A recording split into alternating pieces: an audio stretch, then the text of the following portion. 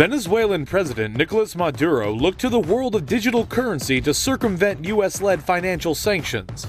To shore up a collapsed economy, he announced on Sunday the launch of the Petro, backed by oil reserves.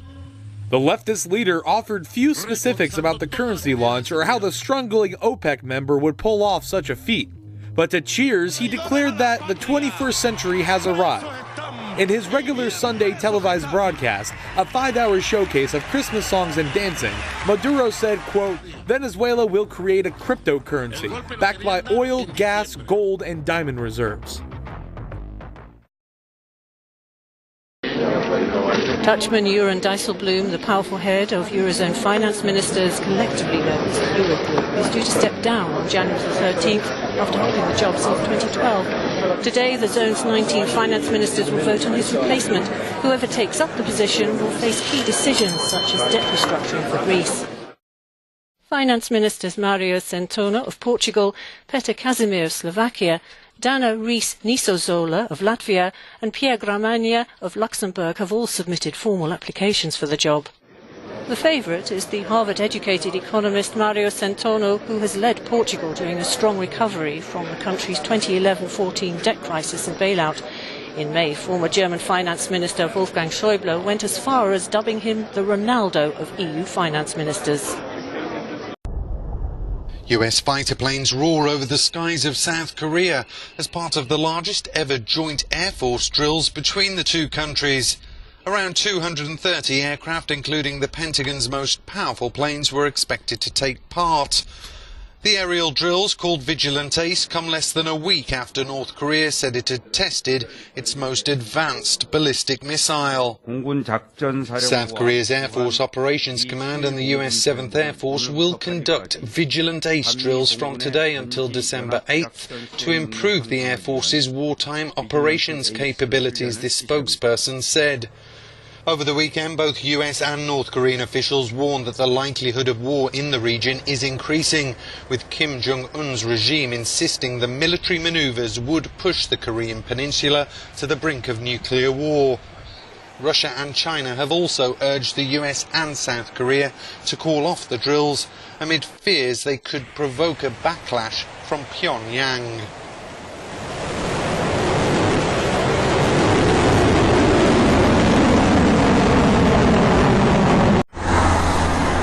Donald Trump is still weighing up whether to recognize Jerusalem as Israel's capital. Israel regards Jerusalem as such, a position almost the entire world rejects, saying its status should be determined in peace talks with the Palestinians.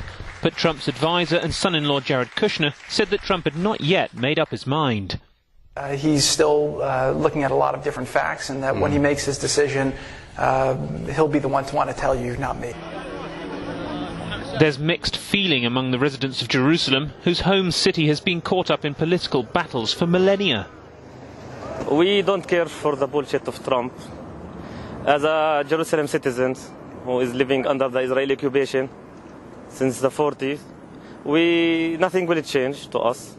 I think he waited too long. He should have done it immediately when he became the president. It's particularly controversial as Palestinians claim the eastern part of the city as their future capital.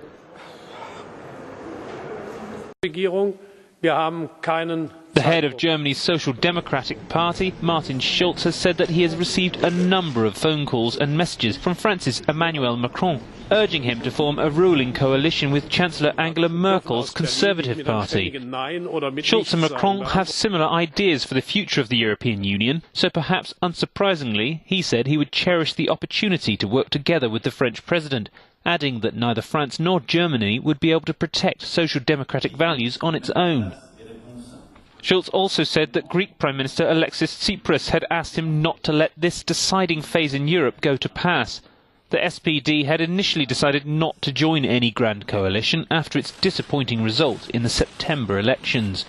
But Chancellor Merkel has had to scramble to find new options for a coalition after talks with the Greens and Free Democrats broke down last month, and the only option available to give the numbers is with the Social Democratic Party. Otherwise, her hand will be forced into either forming a minority government or holding fresh elections.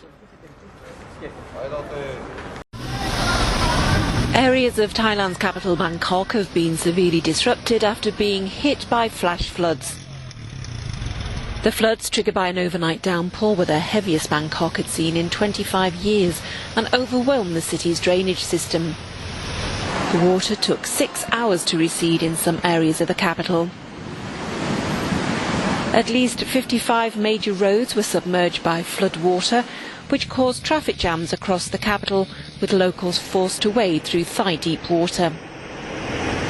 Weather experts say the heavy rain was due to the monsoon stretching across the central part of the country. The rains are set to continue over the next 2 days. Maltese police have arrested 10 suspects in the investigation into the murder of journalist and blogger Daphne Caruana Galizia. The 53-year-old Galizia was a specialist in reporting on corruption and died when a car bomb exploded in her vehicle. The latest such assassination in a string of such attacks on the island. Police have 48 hours to detain the suspects before they must be charged. A number had criminal records, say police. Before her death, Galizia had been severely critical of several government ministers and Prime Minister Joseph Muscat.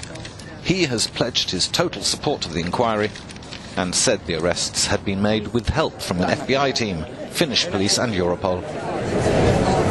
The October the 16th killing of Galizia triggered a wave of public revulsion against organised crime and corruption. Bitcoin is back to its winning ways, posting a new record high on Sunday. Bitcoin suffered big price falls last week but recovered over the weekend. The digital currency hit a new high of $11,826.76 per coin on Sunday, according to data from Markets Insider, surpassing its previous high of around $11,300. The digital currency retraced some of its gains on Sunday after hitting the peak. As of Monday morning, Bitcoin is up 2.79% against the dollar to $11,554.83.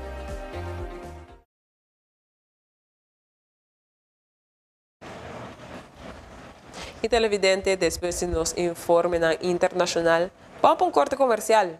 Ahora nos tabek e deporte con nos colega Carl Reuter.